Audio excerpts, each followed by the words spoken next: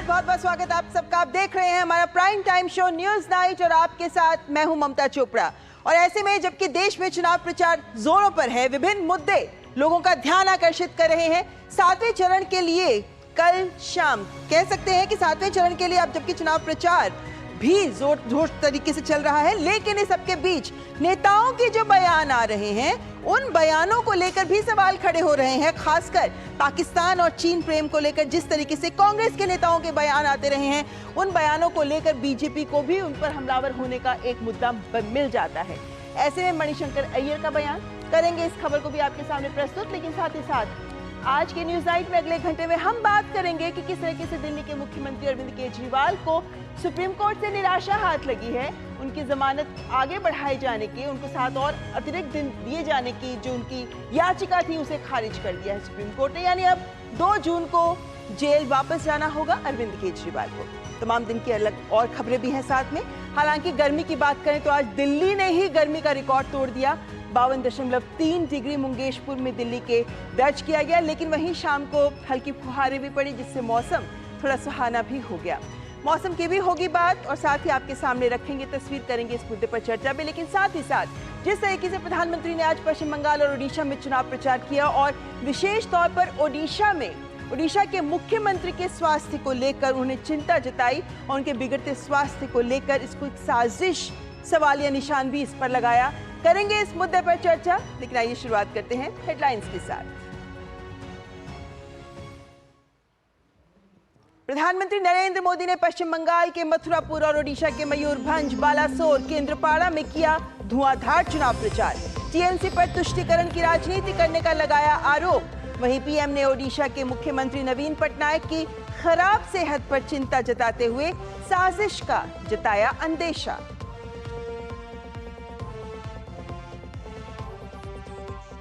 आखिरी चरण के चुनाव प्रचार में भाजपा ने झोंकी ताकत। अमित शाह ने उत्तर प्रदेश के पूर्वांचल में तो जेपी नड्डा ने झारखंड और पश्चिम बंगाल में जनसभा को किया संबोधित। नितिन गडकरी ने हिमाचल प्रदेश में भरी हुंकार।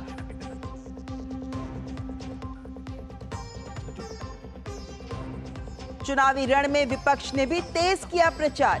राहुल गांधी ने पंजाब में तो प्रियंका गांधी का हिमाचल में मांगा वोट। मल्लिकार्जुन खड़गे ने ओडिशा में की जनसभा तो अखिलेश यादव की यूपी के रॉबर्ट्सगंज में जनसभा। ममता बनर्जी ने कोलकाता में किया रोड शो।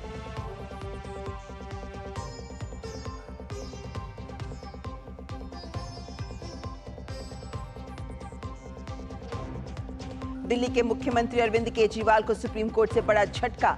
अंतरिम जमानत 7 दिन के लिए बढ़ाने वाली याचिका खारिज। 2 जून को करना होगा सरेंडर।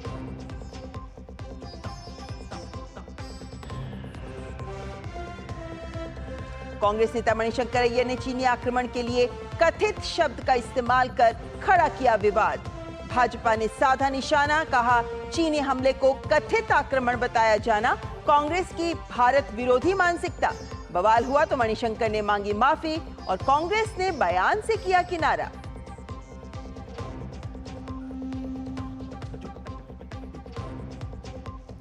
लाहौर समझौते पर 25 साल बाद पाकिस्तान का कबूलनामा।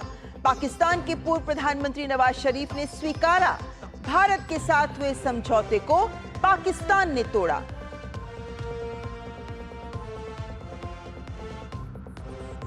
छिहत्तरवां संयुक्त राष्ट्र शांति सैनिकों का अंतर्राष्ट्रीय दिवस। विदेश मंत्री डॉक्टर जयशंकर ने बहादुर पुरुषों और महिलाओं की वीरता को किया सलाम। भारतीय सेना ने नई दिल्ली के राष्ट्रीय युद्ध स्मारक पर पुष्पांजलि अर्पित कर शहीद साथियों को दी श्रद्धांजलि तो रुचिरा कंबोज ने शहीदों को किया याद।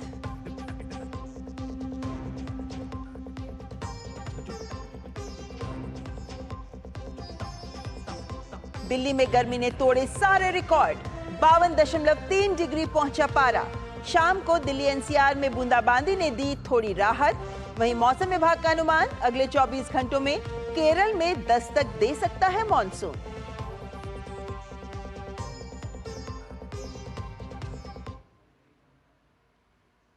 आइए देखते हैं खबरें विस्तार से। शुरुआत करते हैं चुनाव प्रचार की खबर से। प्रधानमंत्री नरेंद्र मोदी ने ओडिशा में 3 जनसभाएं की। उनकी आखिरी रैली केंद्रपाड़ा में आयोजित थी। इस दौरान उन्होंने अपने कार्यकाल की उपलब्धियां गिनवाते हुए कहा कि भाजपा ने 10 साल में असंभव लगने वाले काम किए हैं। तीनों रैलियों में प्रधानमंत्री ने विश्वास जताया कि ऐतिहासिक रूप से 5 दशक बाद जनता भाजपा सरकार राज्य में चुनने जा रही है। 18वीं लोकसभा चुनाव का आखिरी चरण और प्रचार का आखिरी दौर। प्रधानमंत्री मोदी ने ओडिशा में 3 जनसभा की, केंद्रपाड़ा, बालासोर और मयूरभंज। तीनों रैलियों में प्रधानमंत्री ने विश्वास जताया कि ऐतिहासिक रूप से 5 दशक बाद जनता भाजपा सरकार चुनने जा रही है। अद्भुत उमंग उत्साह ये पक्का कर रहा है कि तीसरी बार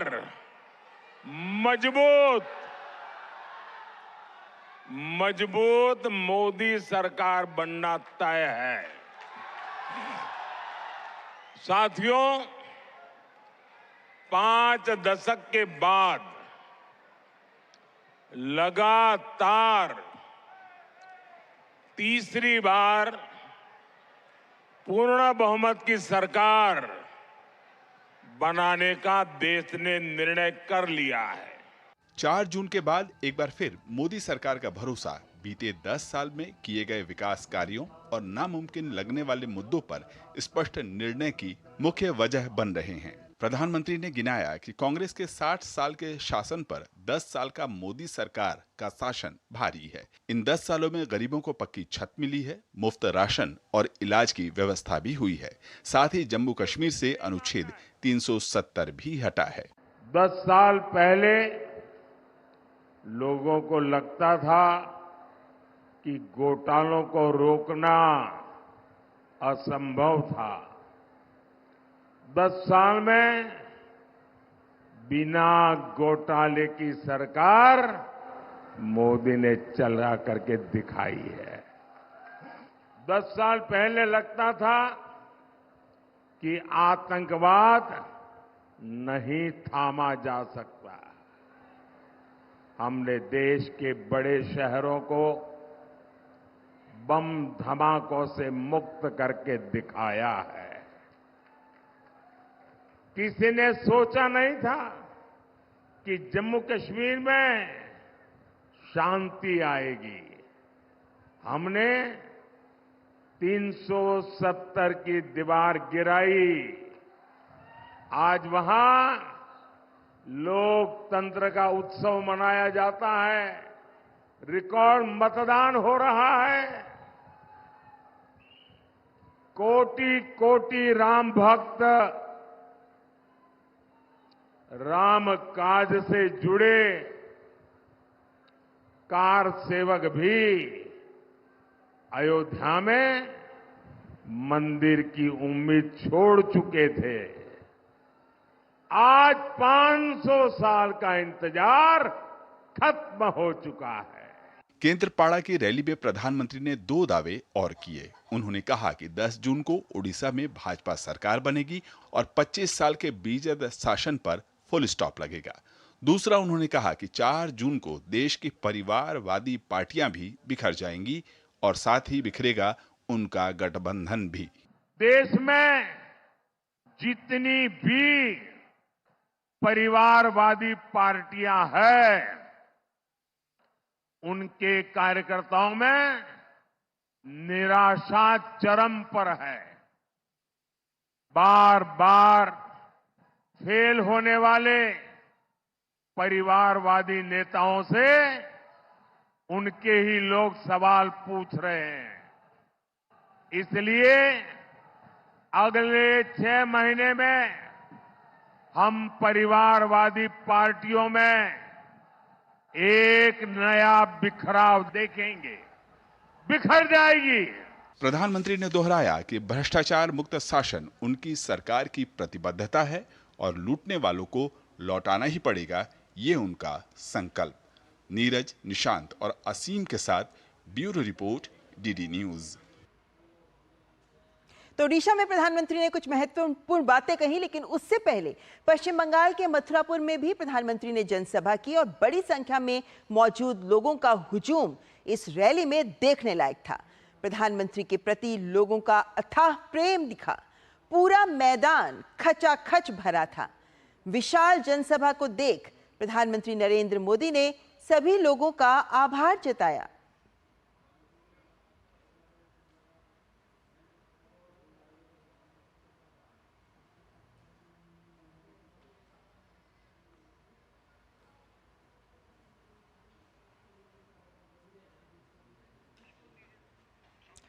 तो ये तस्वीरें दिखाती हैं कि किस तरीके से भारी संख्या में पश्चिम बंगाल में हुई इस जनसभा के लिए जनता वहां पहुंची प्रधानमंत्री का संबोधन सुनने के लिए। और प्रधानमंत्री ने इस जनसभा में जहां एक ओर अपनी सरकार की उपलब्धियों को सामने रखा, तो वहीं दूसरी ओर पश्चिम बंगाल की ममता सरकार के खिलाफ भी जो आरोप हैं, खासतौर पर भ्रष्टाचार की बात करें या तुष्टीकरण की बात करें, जो बड़े मुद्दे इन चुनावों में सामने आए हैं, उनको लेकर ममता दी को भी घेरा। परसों साइक्लोन के कारण यहां बहुत बारिश हुई, मंडप बनाना भी मुश्किल था, कोई जगह भी तय होना मुश्किल था कि कहां पर कार्यक्रम करेंगे। आखिर में कुछ ही घंटों में आप लोगों ने खुले में कार्यक्रम करने के लिए हिम्मत दिखाई और सूर्य देवता ने भी कृपा कर दी। इतने कम घंटों में इतनी बड़ी रैली की योजना बनाना, मैं आप सबको हृदय से धन्यवाद देता हूं। ये तब संभव होता है जब जनता जनार्दन खुद चुनाव की बागडोर संभाले हुए हो, जनता जनार्दन खुद चुनाव का नेतृत्व करती हो, तब ऐसा दृश्य बनता है। मैं आज आप सबको शत शत नमन करता हूं। और अब बात कर लेते हैं ओडिशा की, जहां लोकसभा और विधानसभा दोनों चुनाव एक साथ हो रहे हैं। ऐसे वक्त में जब चुनाव के लिए प्रचार जोरों पर है, प्रधानमंत्री ने मयूरभंज की रैली में एक ऐसा मुद्दा उठाया जिसे कहीं दबी जुबान में तो कहीं खुलकर उठाया जाता है। और ये मुद्दा है ओडिशा के 77 वर्षीय मुख्यमंत्री नवीन पटनायक के स्वास्थ्य का, जो पिछले कुछ समय से बिगड़ता दिख रहा है। और इसके चलते राज्य से जुड़े महत्वपूर्ण मसलों पर उनके निजी सचिव का बढ़ता प्रभाव भी कई बड़े सवाल खड़े कर रहा है।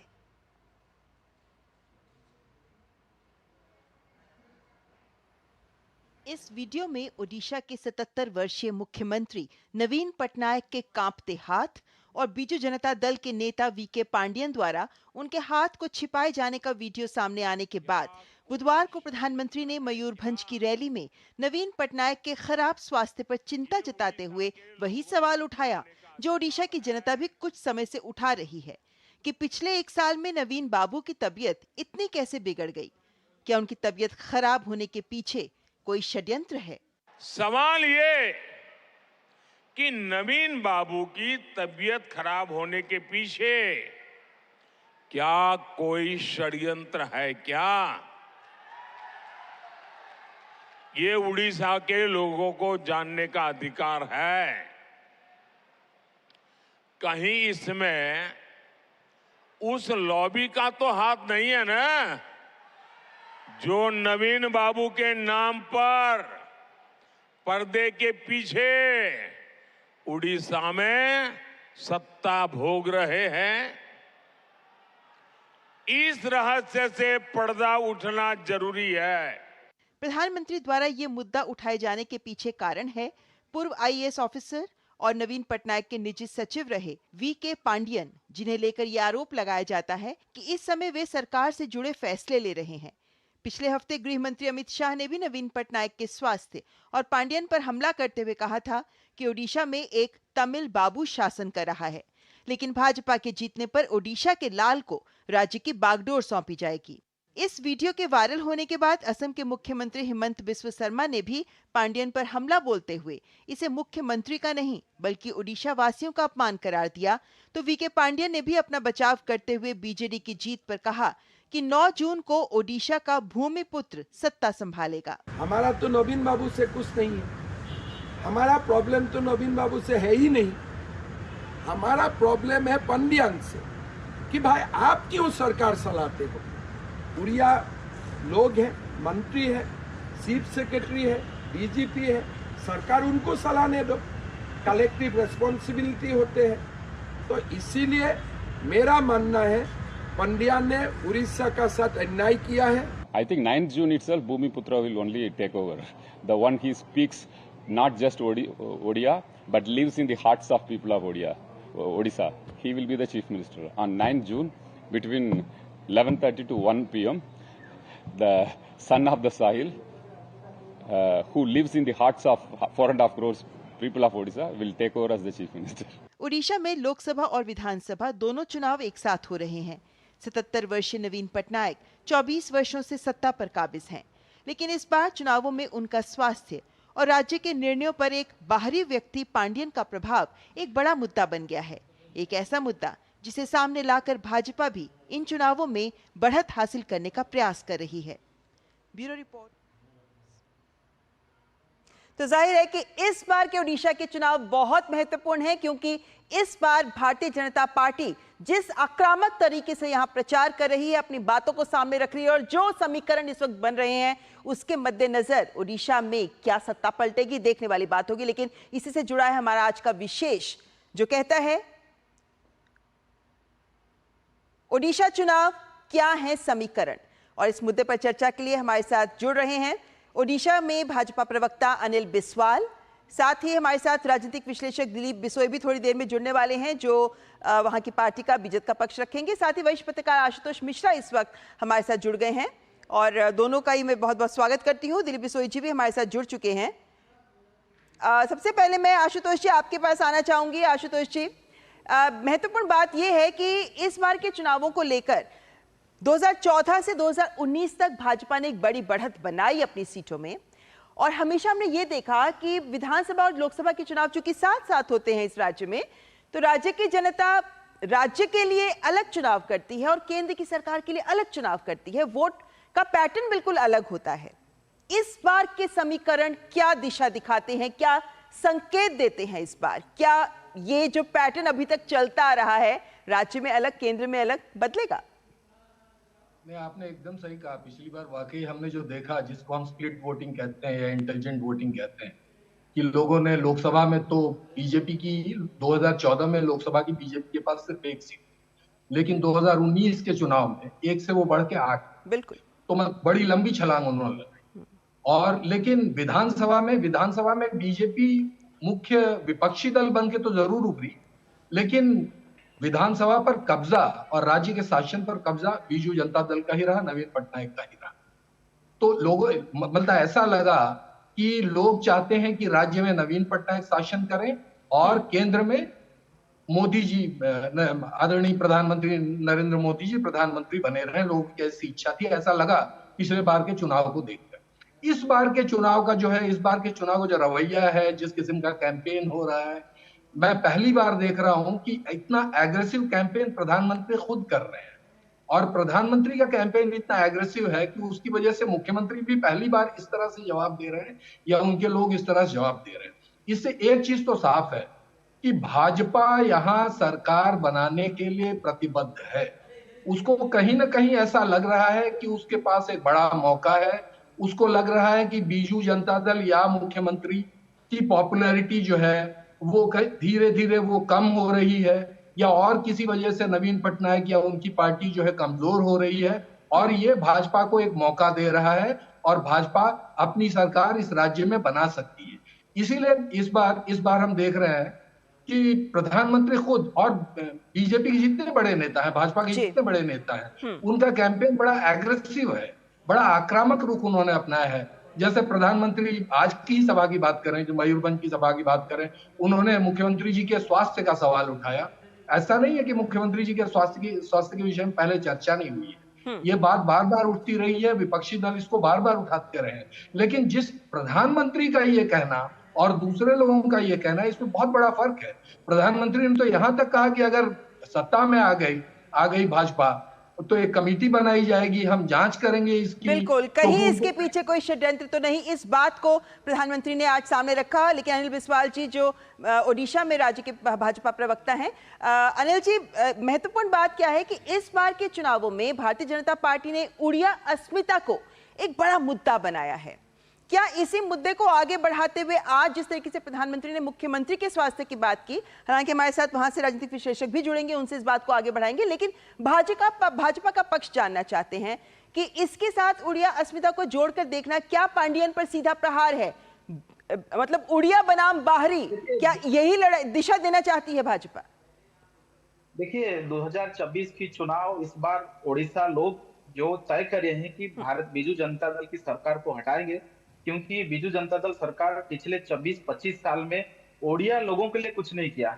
वो सरकार की जो भी फायदा मिला, सरकार जो भी काम किया वो बाहरी लोगों के लिए किया। और आज यकीन करिए, पूरा एंटायर गवर्नमेंट सिस्टम जो है वो चल रहा है बाहरी लोगों के द्वारा। ओडिशा की पूरा अर्थनीति, आप प्राकृतिक संसाधन की बात करिए, आप ओडिशा की जितनी सरकारी ठेके दिया जाता है, वो सारी की चीज चला जाता है बाहर राज्यों के ठेकेदार के लिए। और ओडिशा की युवाओं के लिए कुछ नहीं है, ओडिशा के किसानों के लिए कुछ नहीं है, ओडिशा की आम जनता को इस सरकार से कोई फायदा नहीं हो रहा है।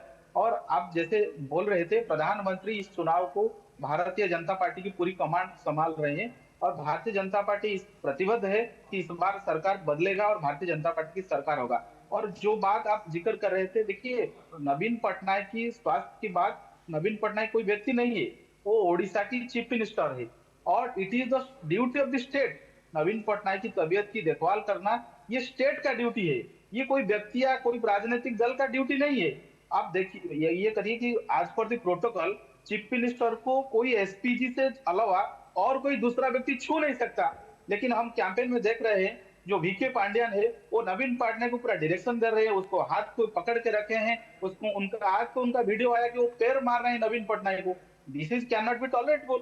और दूसरी बात है, जो प्रधानमंत्री जी आज जो मुद्दा उठाए कि ओडिशा की नेतृत्व कौन लेगा, ओडिया लोग ही लेंगे, ये बात बोल रहे हैं। ओडिशा की जितनी लास्ट 25 साल में जो केंद्र सरकार की जो भी आया है पिछले 10 साल में, उसका आप मान लीजिए प्रधानमंत्री आवास योजना का घोटाला आज माननीय प्रधानमंत्री ने उठाए।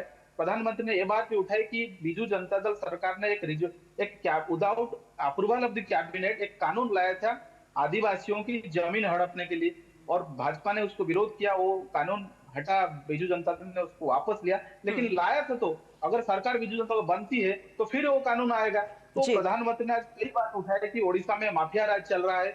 ये सारी बातों को जो बोले हैं वो लोग, ओडिशा लोगों का बात है।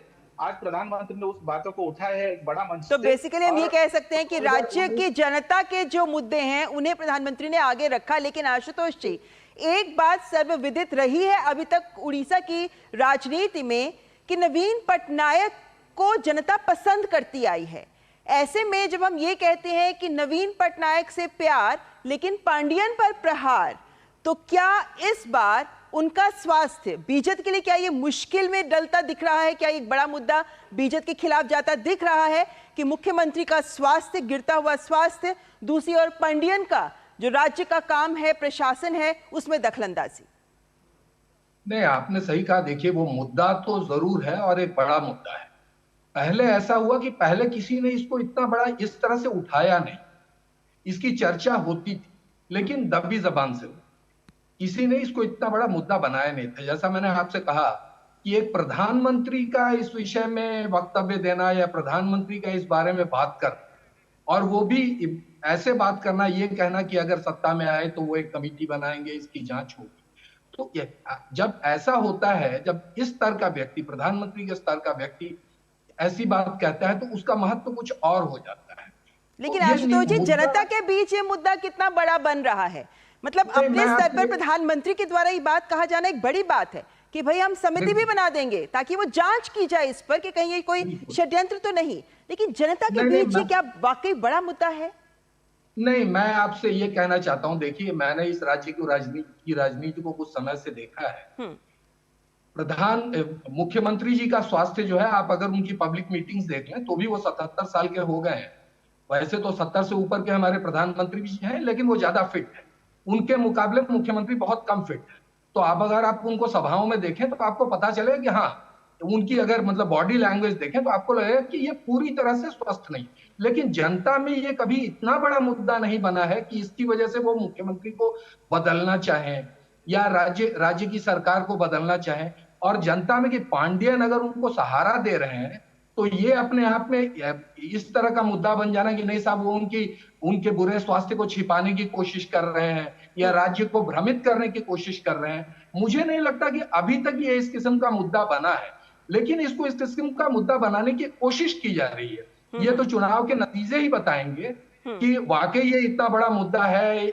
और जाहिर है कि ये तो मतदाता अपने वोट के माध्यम से 1 जून को जब सारे चरणों का मतदान संपन्न हो जाएगा तब तक ये बात भी 4 जून को स्पष्ट हो जाएगी। लेकिन अनिल जी, एक बड़ी बात कि क्या ये बीजेपी का दबाव ही है कि आज पांडियन को भी ये बात कहनी पड़ गई कि धरतीपुत्र ही बनेगा 9 जून को मुख्यमंत्री, यानी वो बीजेपी की जीत का आश्वासन दे रहे थे लेकिन आज उन्होंने भी कह ही दिया, क्योंकि बीजेपी लगातार ये बात कहती है। ये गृहमंत्री अमित शाह ने भी इस बात को सामने रखा कि उड़ीसा का लाल ही बनेगा, भूमिपुत्र ही बनेगा मुख्यमंत्री अगर बीजेपी सत्ता में आती है। देखिए, वो चीज तो ओडिशा लोगों का मन में है ये कि नवीन पटनायक किसी को राज्य अपना दल का सक्सेसर बनाते वो बीके पूरे सामने नजर आते हैं बीके पांड्यन। अब देखिए, पिछले 5 साल में नवीन पटनायक किसी कैबिनेट मिनिस्टर ओडिशा से मिले नहीं, नवीन पटनायक किसी डीजीपी पुलिस डीजीपी को मिले नहीं, चीफ सेक्रेटरी को मिलते नहीं है। सारी काम पांड्यन करते हैं, पांड्यन जाके डीजीपी से मिलते हैं, पांड्यन चीफ सेक्रेटरी को मिलते हैं, पूरे कैबिनेट को भी पांड्यन लीड करते हैं, नवीन पटनायक अपने घर में रहते हैं। तो इससे पता चलता है कि कहीं ना कहीं नवीन पटनायक पांड्यन की द्वारा होस्टेज हो गए हैं, उनको नजर बंद की रखा है। और ओडिशा की जो बीजू जनता दल के जितने भी एमएलए है वो जितने सारी एमएलए अंदर का बात है कि हम नवीन पटनायक को भेंट नहीं पाते, नवीन पटनायक से बात नहीं करते। बीजू जनता दल के टिकट कौन देगा? वो बीके पांड्यन देगा। तो entire government and entire Biju Janata Dal वो सारी की सारी कंट्रोल अभी बीके पांड्यन के हाथ में।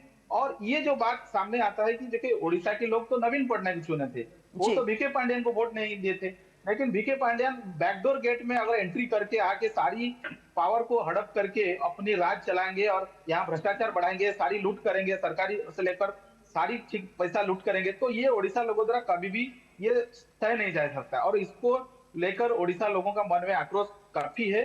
और हमारी ये प्रसंग है, इसके साथ भी विकास के मुद्दे जो ओडिशा की आप नीति आयोग की जो भी इंडिकेटर उठा लीजिए, आज भी ओडिशा 19, 20, 25 लास्ट पोजीशन में रहता है जितना भी डेवलपमेंट इंडिकेटर, चाहे आप इंडिया इनोवेशन इंडेक्स लीजिए। और इसीलिए भाजपा डबल इंजन की बात करती है कि राज्य में भी अगर बीजेपी की सरकार आती है और केंद्र में भी बीजेपी की सरकार बनती है तो ऐसे में राज्य के विकास को बढ़ावा मिलेगा। लेकिन पांडियन के खिलाफ जो रोष जनता में है और साथ ही बीजेपी में भी है, ये देखना होगा कि किस तरीके से नतीजों को प्रभावित करता है। फिलहाल दोनों मेहमानों का मैं धन्यवाद करना चाहूंगी हमारे साथ इस चर्चा में जुड़ने के लिए। और फिलहाल यह वक्त तो चला एक ब्रेक का, बने रहे हमारे साथ, देखते रहें न्यूज़ नाइट। जिन्होंने यूज किया है वो जानते हैं असली हींग का स्वाद। MDH सुपर हींग, शुद्धता का असली तड़का। MDH 3 करोड़ बहनों को लखपति दीदी बनाएंगे, ये है मोदी की guarantee.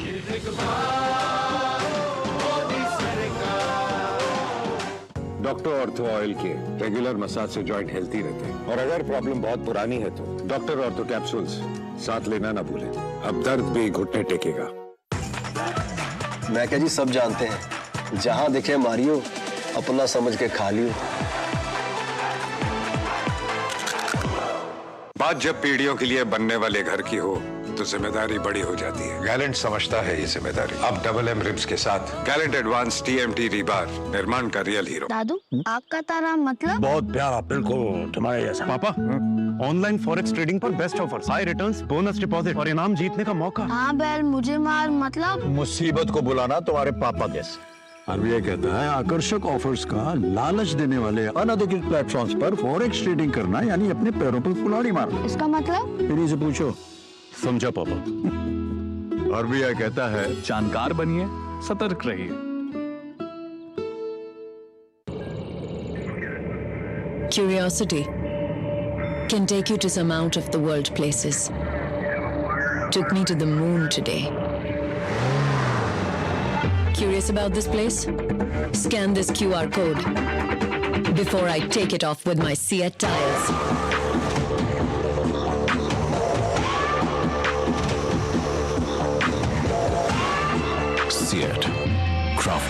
for the curious. MDH का किचन किंग किचन में हो तो हम सब कुछ बना सकते हैं। बैंगन का भरता, आलू गोभी, भिंडी मसाला और भी बहुत कुछ। MDH। और ब्रेक के बाद प्रचार की खबरों को आगे बढ़ाते हैं। लोकसभा चुनाव के 7वें और अंतिम चरण के लिए सभी दलों ने प्रचार अभियान में पूरी ताकत झोंकी हुई है। खासतौर पर भाजपा समेत एनडीए गठबंधन के दिग्गज नेताओं ने इस चरण की 57 सीटों के लिए आज भी जमकर प्रचार किया। इस दौरान जहां उन्होंने केंद्र की मोदी सरकार की उपलब्धियां गिनाई, तो वहीं भ्रष्टाचार और परिवारवाद को लेकर विपक्ष पर भी जमकर निशाना साधा।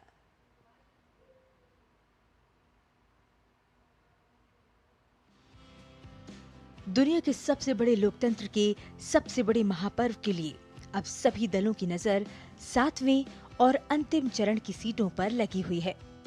इसी कड़ी में भाजपा के वरिष्ठ नेता अमित शाह ने उत्तर प्रदेश में प्रचार की कमान संभाली। उन्होंने चुनावी रैलियों को संबोधित करते हुए इंडी गठबंधन पर हमला बोलते हुए कहा कि सपा कांग्रेस ने 12 लाख करोड़ के घपले, घोटाले और भ्रष्टाचार किए हैं। 3 तारीख को सब लोग याद कर लेना, 4 को काउंटिंग है। 4 की दोपहर को ये दोनों शाहजादे प्रेस कॉन्फ्रेंस करेंगे और प्रेस कॉन्फ्रेंस कर कर कहेंगे ईवीएम खराब था इसलिए हम चुनाव हार गए। इन्होंने तय कर लिया है कि हार का ठीकरा ईवीएम पर फोड़ना है। राहुल बाबा, नाचना न आए तो आंगन टेढ़ा वाला आपका हिसाब है, आंगन टेढ़ा वाला। वहीं भाजपा के राष्ट्रीय अध्यक्ष जेपी नड्डा झारखंड में प्रचार करते नजर आए। उन्होंने देवघर में एक जनसभा को संबोधित करते हुए कहा कि 4 जून को देश एक नया कीर्तिमान स्थापित करेगा, जब आपके आशीर्वाद से मोदी जी तीसरी बार प्रधानमंत्री बनेंगे। ये दिल्ली के सबसे बड़ी पंचायत संसद का चुनाव है और दुनिया में 4 जून को भारत एक नया कीर्तिमान भी स्थापित करेगा, जब आपके आशीर्वाद से मोदी जी लगातार तीसरी बार प्रधानमंत्री बनेंगे, लगातार। इस बीच भाजपा के वरिष्ठ नेता राजनाथ सिंह ने बिहार में एनडीए उम्मीदवारों के लिए चुनाव प्रचार किया। उन्होंने काराकाट में जनसभा को संबोधित करते हुए आरजेडी पर तंज कसते हुए कहा कि लालटेन का तेल अब समाप्त हो रहा है और ये जल्द बुझने वाली है। मैं आरजेडी के बारे में कोई एक बात मैं कहूंगा कि बहनों भाइयों, लालटेन कितनी रोशनी दे? लालटेन तो ज्यादा से ज्यादा एक कमरे में रोशनी दे सकता है। आई घरे में देखले हुआ तो हम लोगन कि जब लालटेन का तेल जब खत्म होए लगा तो बत्तियां भभके, जब भभके लगा तो मान ला कि लालटेन अब बुझाए वाली है और एक तेल खत्म है। उधर उत्तर प्रदेश के मुख्यमंत्री योगी आदित्यनाथ ने भी प्रदेश में कई जनसभाएं करते हुए सपा कांग्रेस गठबंधन पर हमला बोला। कांग्रेस और समाजवादी पार्टी अपनी हार को सुनिश्चित जान करके गुमराह करने का प्रयास कर रहे हैं। इनकी मंशा कभी पूरी नहीं होगी और भारत की जनता बहुत जागरूक है और जनता की ओर से आवाज आ रही है अब तो कि जो राम को लाए हैं हम उनको लाएंगे। तो मोदी जी के नेतृत्व में एनडीए और भारतीय जनता पार्टी प्रचंड बहुमत की सरकार बनाएगी। इसके अलावा मध्य प्रदेश के मुख्यमंत्री मोहन यादव ने भी झारखंड में चुनाव प्रचार को धार दी। उन्होंने इस दौरान कहा कि भाजपा प्रदेश की सारी सीटें जीत रही है। आप सबके भरोसे से भारत को दुनिया का नंबर 1 देश बनाने के लिए भगवान की दया से ये सारे ओबीसी, एससी, एसटी सारे लोगों को लेके आगे बढ़ाने के लिए ये सारे के सारे घमंडिया लोग ये हमारा आरक्षण भी खाना चाहते हैं और गलती दूसरों को बताते हैं। दूसरी तरफ हमीरपुर से भाजपा के उम्मीदवार ने इलाके में प्रचार किया। उन्होंने इंडी गठबंधन के नेताओं को घेरते हुए कहा कि इनका पाकिस्तान से प्रेम साफ तौर पर दिखता है। उनको भी लगता है कि पाकिस्तान की बल्ले बल्ले तब होगी जब राहुल गांधी जी, केजरीवाल जी, ममता जी जैसे नेता आएंगे, लेकिन पाकिस्तान की बल्ले बल्ले नहीं होगी क्योंकि ये लोग नहीं आएंगे। हिंदुस्तान की जनता को वोट करना है, पाकिस्तान को नहीं। तो इतना ही कहना चाहता हूँ, फसाद और जिहाद से नहीं, फतवे फरमान से नहीं, बाबा साहब अम्बेडकर के संविधान से देश चलता है। वहीं भाजपा के अन्य नेताओं ने भी प्रचार अभियान में ताकत झोंक दी है। नितिन गडकरी ने मंडी में भाजपा उम्मीदवार कंगना रनौत के लिए प्रचार किया, जबकि धर्मेंद्र प्रधान ने ओडिशा के भद्रक में पार्टी के उम्मीदवार के लिए वोट मांगे। वहीं स्मृति ईरानी ने पंजाब के मोगा में प्रचार कर मोदी जी को तीसरी बार प्रधानमंत्री बनाने का आह्वान किया। जनादेश डेस्क, डीडी न्यूज। तो एक और एनडीए का चुनाव प्रचार जोरों पर चल रहा है, तो वहीं इंडिया गठबंधन के भी सभी दिग्गज नेता, अलग अलग दलों के नेता चुनाव प्रचार में जुटे हुए हैं। कांग्रेस जहां अपने प्रचार में रोजगार का वादा कर रही है, तो वहीं आज सपा प्रमुख अखिलेश यादव ने भी भाजपा पर ही निशाना साधा।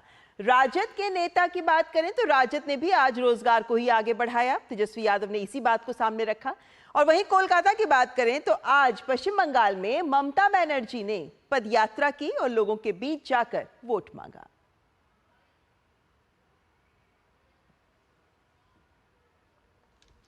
लोकसभा चुनाव अब अपने अंतिम पड़ाव से बस एक चरण दूर है। इंडी गठबंधन और उसके सहयोगी इसके लिए जमकर चुनाव प्रचार कर रहे हैं। कांग्रेस की महासचिव प्रियंका गांधी वाड्रा ने हिमाचल के कुल्लू में जनसभा की। प्रियंका ने कहा कि अगर केंद्र में हमारी सरकार आती है तो हम छोटे कारोबारियों और अन्य लोगों को रोजगार देंगे। कांग्रेस अध्यक्ष मल्लिकार्जुन खड़गे ने ओडिशा के बालासोर में हुंकार भरी, जबकि कांग्रेस नेता राहुल गांधी ने पंजाब के लुधियाना में एक पब्लिक रैली की। उन्होंने कहा कि पंजाब को अपनी पूरी ताकत के साथ ड्रग्स के खिलाफ लड़ना चाहिए। अब हम चाहते हैं कि अगर केंद्र में हमारी सरकार आए तो हम इसको और भी मजबूत बनाएं, क्योंकि हमारी पूरी विचारधारा ये है कि जो छोटे और मध्यम वर्ग के जो कारोबार है, जो इंडस्ट्री है, उसको हम मजबूत बनाएं, क्योंकि हमारी समझ ये है कि सबसे ज्यादा रोजगार इसी इंडस्ट्री से मिलती है जो छोटी और मध्यम होती है। 45 सालों में सबसे ज्यादा बेरोजगारी आज है। आसाम में और छत्तीसगढ़ में ये जो आदिवासी लोग हैं आज भी भूखे प्यासे मर रहे हैं, उनके लिए हम 10 केजी फ्री राइस देंगे। हर महीने हिंदुस्तान में करोड़ों परिवार जागेंगे, 9 बजे सुबह अपने बैंक अकाउंट को चेक करेंगे, उसमें महीने का 8,500 रुपए सरकार आपको देगी। भाइयों बहनों, करोड़ों परिवारों को महीने का 8,500 रुपए, साल का 1 लाख रुपया इंडिया की सरकार देने जा रही है।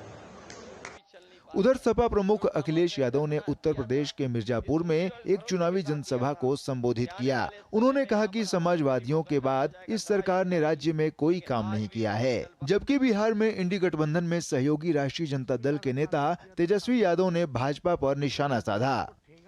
ट्रामा सेंटर बना दिया था, इस उम्मीद और इस भरोसे के साथ दिया था कि आने वाले समय में यहाँ पर हमारे गरीबों का इलाज हो जाएगा, दवाई मिल जाएगी, लेकिन आज भी वो नहीं चल पा रहा है।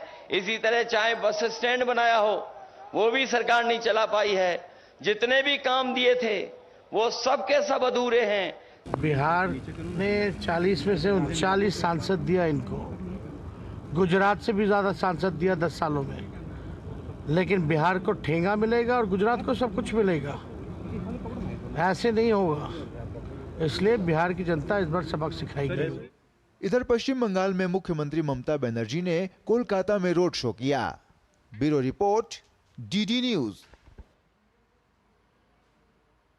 कांग्रेस के वरिष्ठ नेता मणिशंकर अय्यर अपने ताजा बयान को लेकर विवादों में आ गए हैं। उन्होंने चीन का जिक्र करते हुए 1962 में हुए हमले के लिए कथित शब्द का इस्तेमाल किया। कथित शब्द मतलब चीन ने हमला नहीं किया, बल्कि ऐसा आरोप लगाया जाता है। भाजपा ने मणिशंकर अय्यर की इस टिप्पणी को लेकर कांग्रेस नेता पर जमकर हमला बोला। हालांकि बाद में अय्यर ने कथित शब्द का इस्तेमाल करने के लिए माफी मांगी। आपको बता दें कि कांग्रेस नेता अय्यर ने मंगलवार शाम विदेशी संवाददाता क्लब में एक कार्यक्रम में किस्सा सुनाते हुए कहा था कि अक्टूबर 1962 में चीनियों ने कथित तौर पर भारत पर आक्रमण किया। अय्यर ने ये टिप्पणी नेहरू फर्स्ट रिक्रूट्स पुस्तक के विमोचन के अवसर पर दी।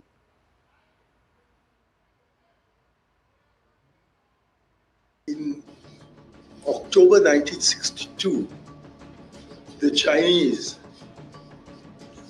allegedly invaded India. और वहीं भाजपा नेता गौरव भाटिया ने कहा कि हमारी सेना हमारा आत्मसम्मान है। उन्होंने लोकतंत्र के महापर्व के दौरान कांग्रेस के पाकिस्तान कनेक्शन पर भी सवाल उठाए।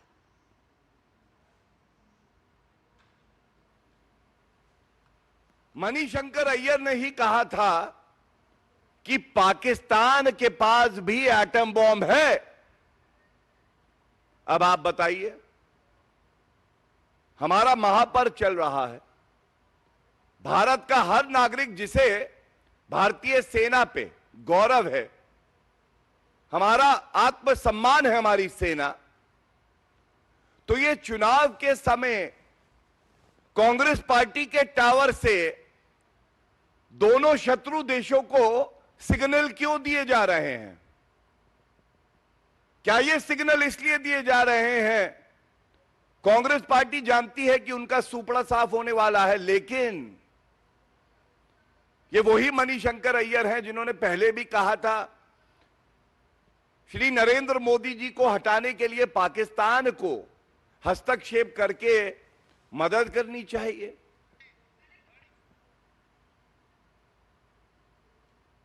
भ्रष्टाचार के मसले पर कर्नाटक की सरकार सवालों के घेरे में है, क्योंकि कर्नाटक सरकार के ही एक कर्मचारी ने कथित तौर पर 87 करोड़ रुपए के फंड के दुरुपयोग के दबाव में आकर आत्महत्या कर ली। महर्षि वाल्मीकि अनुसूचित जनजाति विकास निगम के 48 वर्षीय लेखा अधीक्षक ने अपने आवास पर पंखे से लटककर आत्महत्या करने से पहले कथित तौर पर 6 पन्नों का नोट छोड़ा।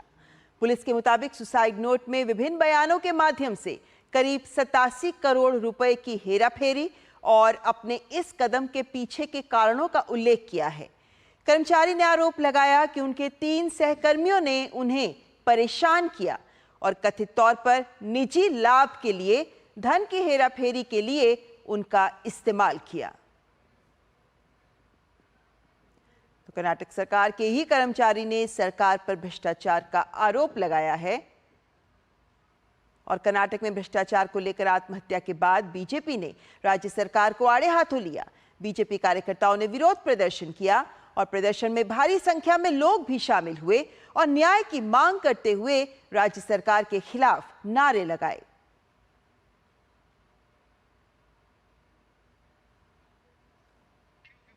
और कर्नाटक के पूर्व उप मुख्यमंत्री और भाजपा नेता सीएन अश्वथ नारायण ने राज्य की कांग्रेस सरकार पर निशाना साधा है। सीएन अश्वथ नारायण ने कहा कि कर्मचारी ने अपने सुसाइड नोट में मुख्य कारण और जिम्मेदार लोगों का उल्लेख किया है, लेकिन कांग्रेस सरकार इस मामले में कोई कार्रवाई नहीं कर रही। Responsible government officer in his suicide note, the main people who are responsible has been clearly mentioned, how this scam has happened, how it has been misused, how the money of the government has been withdrawn straight away, looting the government. The people who are supposed to guard the treasury, manage the treasury, are straight away the people who are supposed to manage and take care of the treasury itself are looting. So in the FIR, it is not clearly mentioned. The names of the minister or the chief minister is not been mentioned. It is been clearly mentioned in the suicide note that the abatement happened because of them. He has committed the suicide. To bring out the truth, he has to give his life. Nowhere in the history of India this kind of situation, this kind of incident has happened. This irresponsible, shameless government, Congress government, is not even acting, not even responding. और news night पे आगे हम विस्तार से बात करेंगे मौसम के तेवरों की और मौसम विभाग के वैज्ञानिक भी जुड़ेंगे हमारे साथ, लेकिन उससे पहले यहां रुकेंगे एक ब्रेक के लिए।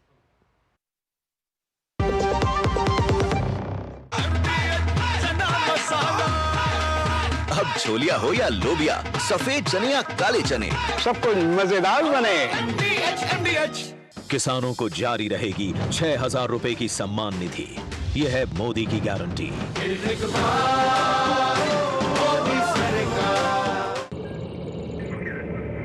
Curiosity can take you to some out of the world places. took me to the moon today. Curious about this place? Scan this QR code before I take it off with my Seat tires.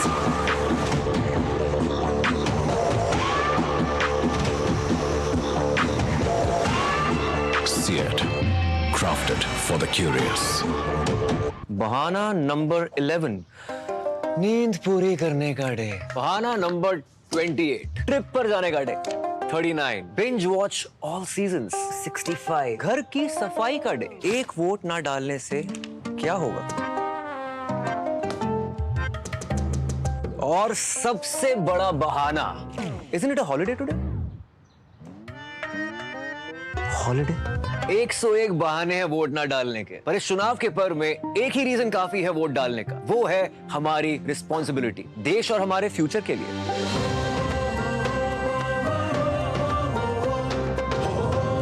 तो चलो सब मिलकर मनाते हैं इस चुनाव के पर्व को गर्व के साथ। स्वाद से सबको दीवाना कर दे, दीवाना कर दे।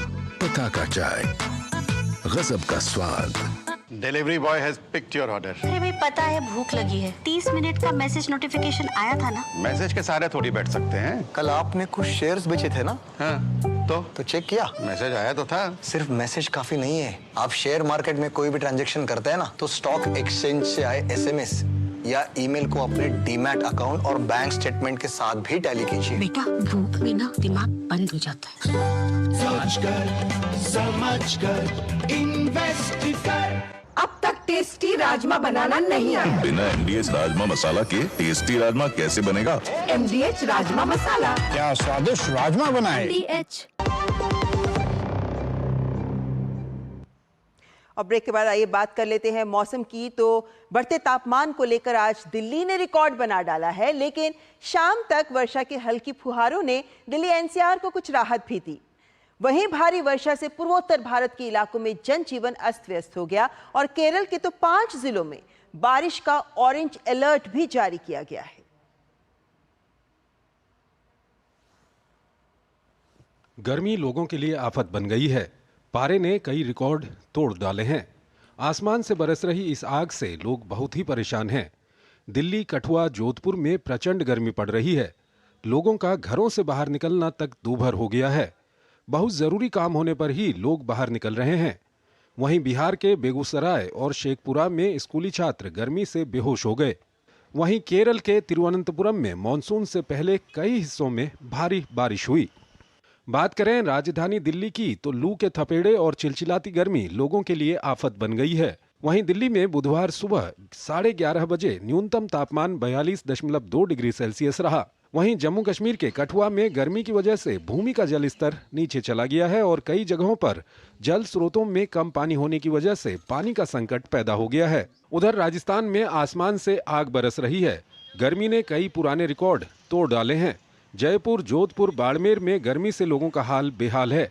पिछले 24 घंटों में राजस्थान के चूरू में अधिकतम तापमान 50.5 डिग्री सेल्सियस दर्ज किया गया है। मौसम विज्ञान के अनुसार राजस्थान के कई इलाकों में सीवियर हीट वेव की स्थिति बनी हुई है। उधर उत्तर प्रदेश के अलीगढ़ में किसानों को बस बारिश का सहारा है और वो बेसब्री से इसका इंतजार कर रहे हैं। जबकि उत्तराखंड के हरिद्वार में भीषण गर्मी में वन्यजीवों को पानी के संकट का सामना करना पड़ रहा है, जिसके मद्देनजर कच्चे वाटर होल की व्यवस्था की गई है। भारतीय मौसम विज्ञान विभाग के महानिदेशक डॉक्टर मृत्युंजय महापात्रा ने आने वाले दिनों में उत्तर भारत में गर्मी से राहत मिलने की उम्मीद जताई है और साथ ही साथ उन्होंने अगले 24 घंटे में केरल में मानसून आने की संभावना जताई है। वहीं दिल्ली NCR में कई जगहों पर हल्की बारिश के बाद मौसम सुहावना हो गया और लोगों को गर्मी से राहत मिली। मानसून एडवांस के लिए जो कंडीशंस हमको चाहिए, जैसे वेस्टर्ली विंड होना चाहिए, वेस्टर्ली विंड स्ट्रेंथनिंग हो रहा है और depth of westerly wind 4.5 kilometre तक जाना चाहिए, वो भी स्ट्रेंथनिंग हो रहा है और क्लाउडीनेस एरिया में बढ़ना चाहिए।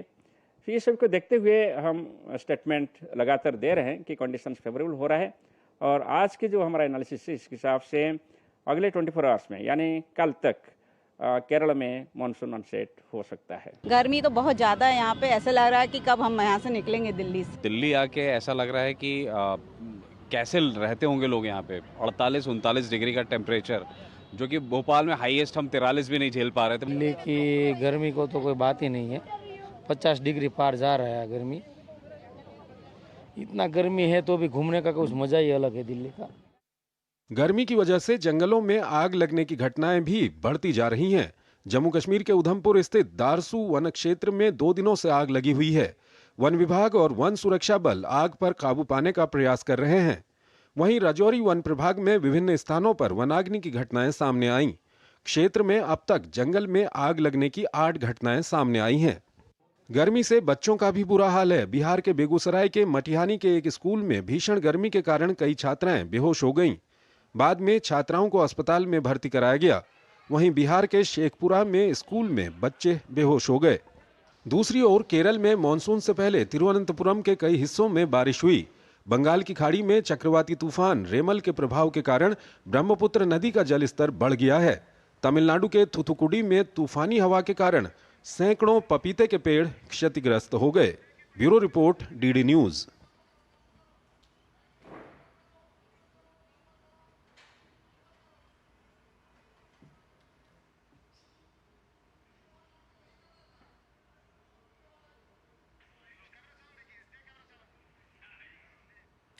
तो जाहिर है कि मौसम के तेवर देश के अलग अलग हिस्सों में अलग अलग रूप दिखा रहे हैं, जिन्हें हम आपके सामने भी रखना चाहेंगे, ये दिखाने के लिए कि कैसे देश में उत्तर से लेकर दक्षिण भारत तक मौसम के तेवर बिल्कुल बदले हुए हैं। लेकिन सबसे पहले अगर हम तापमान की बात करें तो देश के अलग अलग राज्यों में अलग अलग शहर जो रिकॉर्ड तापमान दिखाते नजर आ रहे हैं।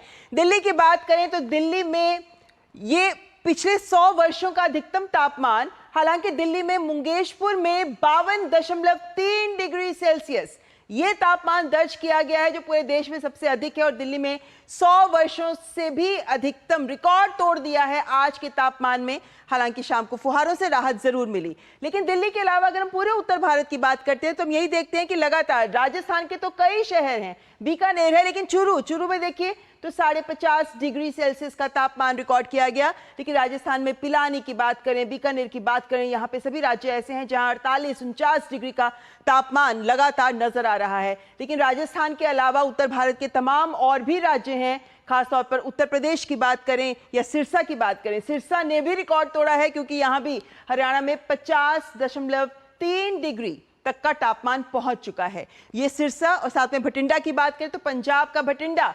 49 डिग्री से भी ज्यादा, तो 49 सेल्सियस से ज्यादा। वहीं झांसी का यूपी भी 49 डिग्री सेल्सियस का तापमान दर्ज कराता हुआ। उत्तर प्रदेश के अलावा अगर अन्य राज्यों की भी बात करें या बिहार की बात करें या राजस्थान का पिलानी हमने आपके सामने रखा कि कैसे 49 डिग्री सेल्सियस यहाँ का तापमान। और 1999 में इससे पहले तापमान इतना ऊंचा था, वो भी 48.6 डिग्री तक ही वो था।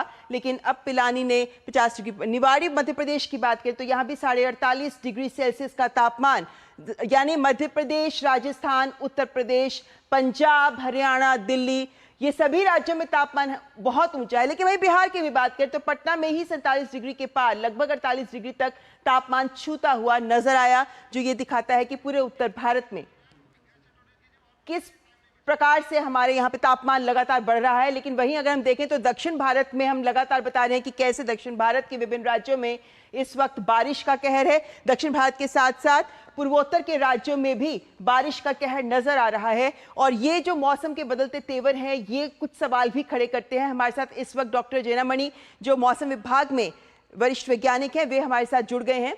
डॉक्टर जैनामणि, इस वक्त सबसे बड़ा सवाल जो हमारे सामने है वो यही कि ये जो आज राहत की कुछ फुहारें दिल्ली में आई हैं, इन फुहारों के क्या मायने हैं? क्योंकि अभी तक इतनी भीषण गर्मी से हम जूझ रहे थे, उसके बाद क्या ये राहत अब आगे जारी रहेगी? जैसे जो तापमान आपने दिखाया, अभी जो लेटेस्ट है आज का जो 29 में है, मैं पहले राजस्थान का बात करूं, जो 50.5 था चूरू का, वो आज ऐसे तापमान नहीं है। आज सारा स्टेशन जो राजस्थान है वो 48 का अराउंड रिपोर्ट हो रहा है, जो हाईएस्ट टेम्परेचर राजस्थान का। डॉक्टर जैनामणि, हम ये पिछले इस हफ्ते में जो पिछले दिनों में हाईएस्ट तापमान गए हैं, हम उन्हें सामने रख रहे थे। तो अभी मैं यही बोलना चाहता हूं कि जो 3 बजे से 4 बजे तक जो राजधानी में भी थोड़ा टुकटाक बारिश हुआ और कई क्षेत्रों में हुआ, उसके वजह से जो तापमान है वो फॉल हुआ है, यही मैं बोलना चाहता हूँ। और ये जो फॉलिंग ट्रेंड है ये नेक्स्ट 2 to 3 डेज जारी रहेगा, क्योंकि एक पश्चिम विक्षोभ या वेस्टर्न डिस्टर्बेंस आ चुका है। तो उसके कारण से जो राइजिंग ट्रेंड था, जैसे 50.5 शुरू गया था ऑन 28 में, आज अगर देखेंगे तो जो 3 बजे तक तापमान बढ़ा था उसके बाद कम होना शुरू हुआ। तो इसलिए कई स्टेशन जो है फॉल हुआ है। जरूर जो बिहार का तापमान है वो आज बढ़ा है जैसे आप बताया, अदरवाइज जो आगे जो है, जो राजधानी दिल्ली, राजस्थान, पंजाब, हरियाणा, ये तमाम उत्तर भारत का जो क्षेत्र है और जो सेंट्रल लेकिन इंडिया डॉक्टर जेनामनी, ये जो तापमान हम बात कर रहे हैं लगातार उत्तर भारत की बात कर रहे हैं, दिल्ली में आपने कहा अगले 2-3 दिन राहत रहेगी, ये राहत उत्तर भारत के अन्य राज्यों में भी क्या दिखाई देगी? जरूर रहेगा। यही मैं बोल रहा हूँ कि राजस्थान में राहत शुरू हो गया, आज 3 डिग्री फॉल हुआ है राजस्थान में, तो इसलिए आगे और फॉल होगा, बढ़ेगा नहीं। अच्छा, और ये बारिश की भी बात करना चाहेंगे क्योंकि पूर्वोत्तर भारत में भी जबरदस्त बारिश हो रही है रेमल के प्रभाव से, लेकिन दक्षिण भारत में भी बारिश हो रही है। केरल में अगले 24 घंटों में मानसून भी आ जाएगा, तो ऐसे में क्या हालात और बिगड़ सकते हैं? बिल्कुल, जैसे मानसून का जो अराइवल हम दिए हैं नेक्स्ट 24 आवर यानी कल आ सकता है केरल, ऑलरेडी रेन जारी है, और जो रेमाल का था वो रिड्यूस हो गया, उसका इम्पैक्ट और रिड्यूस होगा धीरे धीरे।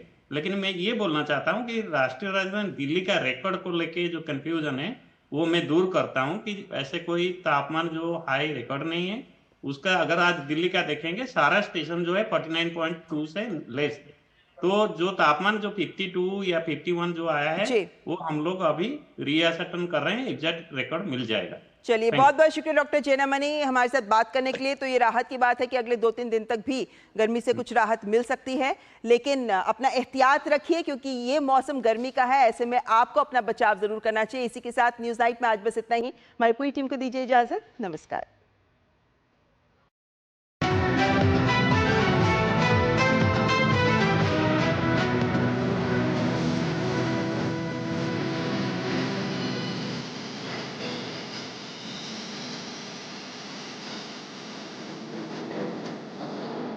न्यूज नाइट के प्रायोजक थे MDH, बढ़िया है, शुद्ध है। MDH मिर्ची, धनिया, हल्दी, असली मसाले सच सच। MDH गैलेंट एडवांस रबर, निर्माण का real hero. Goldie kitchen king masala, Goldie मसाले, जहां जाएं रिश्ते बनाएं, गोल्डी मसाले। और डॉक्टर ऑर्थो आयुर्वेदिक ऑयल और कैप्सूल, अब दर्द भी घुटने टेकेगा।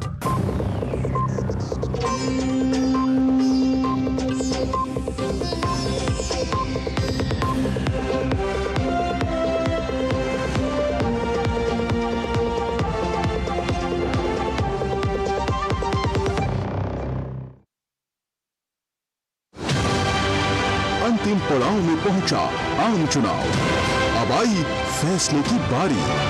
कौन पड़ेगा